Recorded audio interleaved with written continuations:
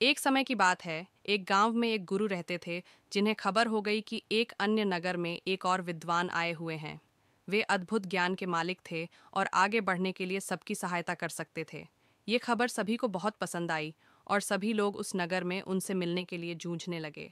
इन दो विद्वानों की राज्य को पता चलते ही वहां का राजा उनसे बात करने के लिए अपने दरबार में बुला ले आए। राजा ने दोनों विद्वानों से अपने राज्य में ज्ञान का प्रचार करने का आग्रह किया। दोनों विद्वान ने राजा के आह्वान को स्वीकार किया और उन्होंने राजा के सामने आगे जाकर कहा, आपके सामर्थ्य के लिए हमें गर्व महसूस हो रहा है महाराज। हम आपकी सेवा में हमारा सर्वोच्च कर्तव्य मानने के लिए तत्पर हैं। राजा ने खुशी से भरे होठों से कहा, तुम्हारे सामान्य भाषा में जनता को समझाओ। पहले विद्वान मुस्कुराते हुए बोले, अच्छा महाराज, हम आपके राज्य के राजा और प्रजा के बीच बातचीत को सुगम बना सकते हैं।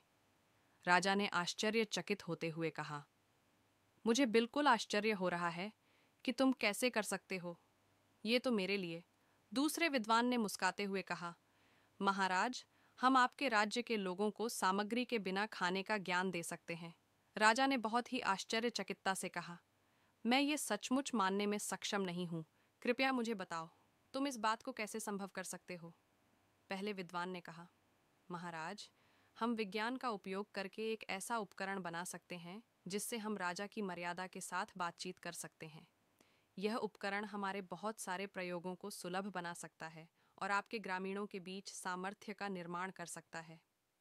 दूसरे विद्वान ने कहा, महाराज, हम खाना खाने की जरूरत के बिना एक ऐसा प्रयोग बना सकते हैं जिससे खाने की जगह नहीं होती है। यह उपकरण आपके लोगों के लिए आरामदायक और स्वास्थ्यप्रद होगा।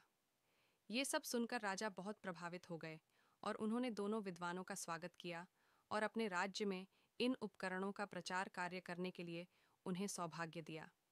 दोनों विद्वान ने राजा की प्रशंसा करते हुए उनकी सेवा में खुशीपूर्वक काम किया और सभी लोग उन्हें प्रमाणित करते थे।